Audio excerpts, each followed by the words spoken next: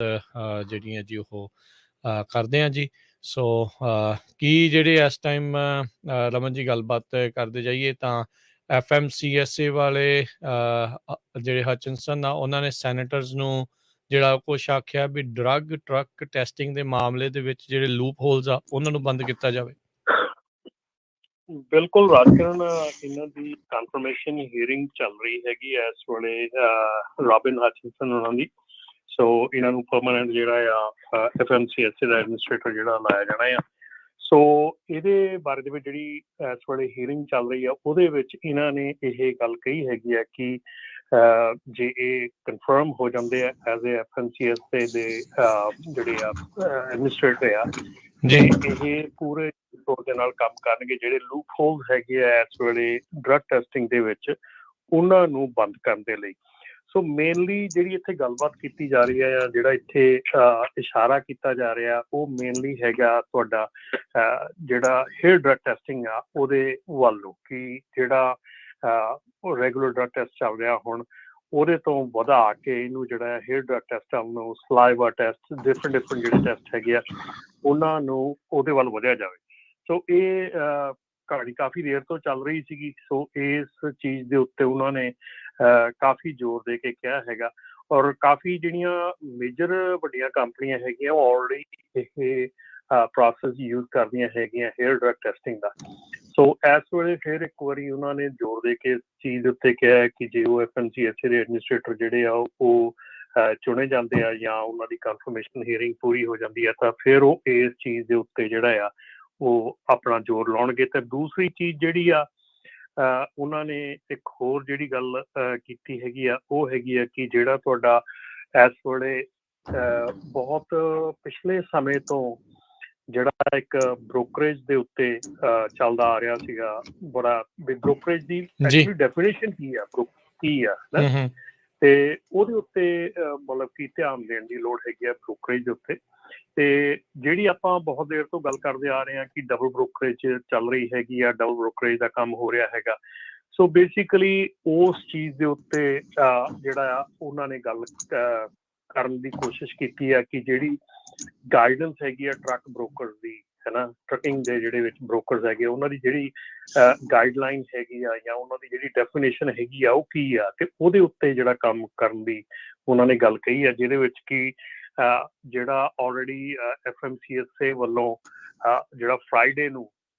Notice publish ਕੀਤਾ ਜਾਣਾ ਆ ਜਾਂ ਕੀਤਾ ਗਿਆ, ਉਹਦੇ ਵਿੱਚ ਜਿਹੜੀ ਆ ਇਨਫੋਰਮ ਆਗਿਆ ਮੰਗੀ ਗਈ ਆ ਕਿ ਇਹਦੇ ਉੱਤੇ ਜਿਹੜੇ ਪਬਲਿਕ ਕਮੈਂਟਸ ਆ ਉਹ ਲੈਣ ਦੀ ਗੱਲ ਕੀਤੀ ਗਈ ਹੈ ਕਿ ਜਿਹੜਾ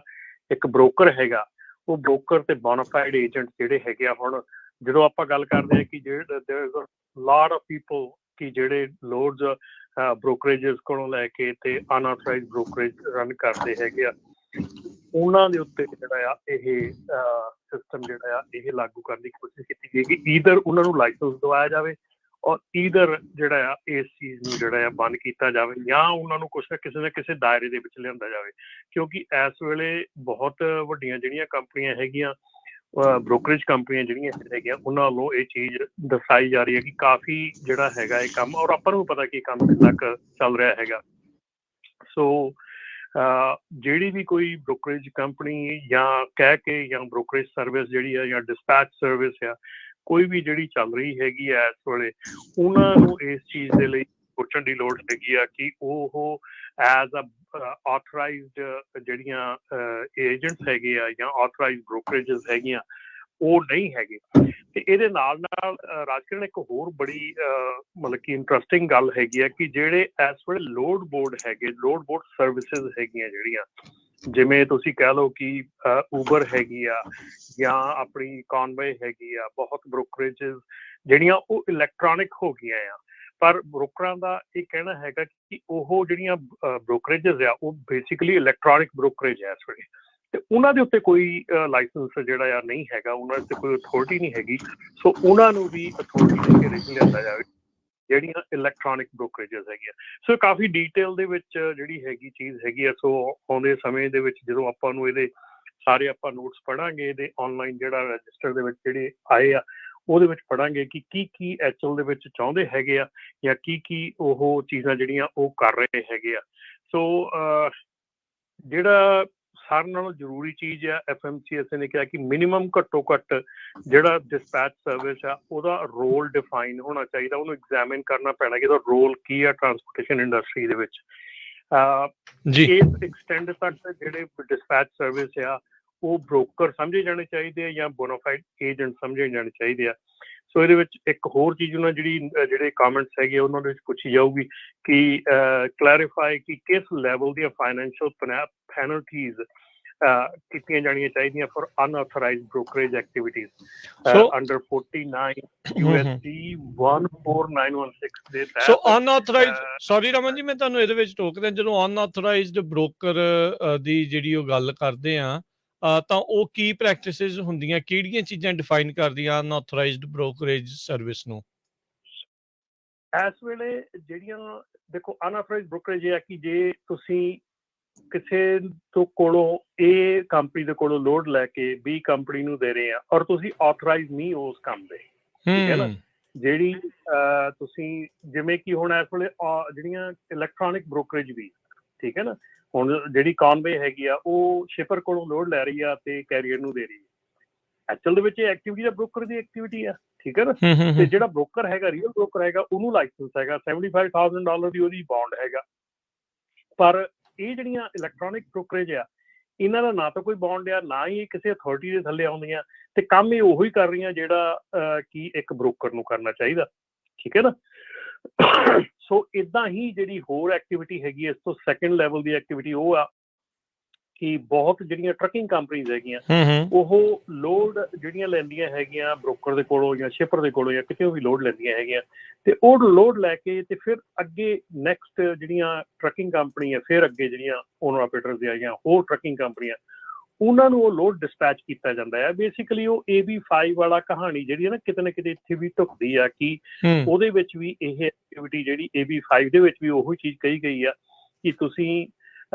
ਜਿਹੜੀ ਪ੍ਰੋਂਗ B ਹੈਗੀ ਆ ਉਹਦੇ ਵਿੱਚ ਵੀ ਉਹ ਇਹੋ ਹੀ ਕਹਿੰਦੀ ਆ ਕਿ ਜਿਹੜਾ ਕੰਮ ਦੇਣ ਵਾਲਾ ਤੇ ਕੰਮ ਲੈਣ ਵਾਲਾ ਉਹ ਇੱਕੋ ਲਾਈਨ ਆਫ ਸਰਵਿਸ 'ਚ ਨਹੀਂ ਹੋਣੇ ਚਾਹੀਦੇ। ਉੱਥੇ ਹੀ ਇਹ ਚੀਜ਼ ਜਿਹੜੀ ਆ, ਇਹ ਚੀਜ਼ ਵੀ ਇੱਕ ਕੋਇਨਸੀਡੈਂਟਲੀ ਕਹਿ ਲਓ ਜਾਂ ਟਿਪੀਕਲੀ ਉੱਥੇ ਹੀ ਇਹ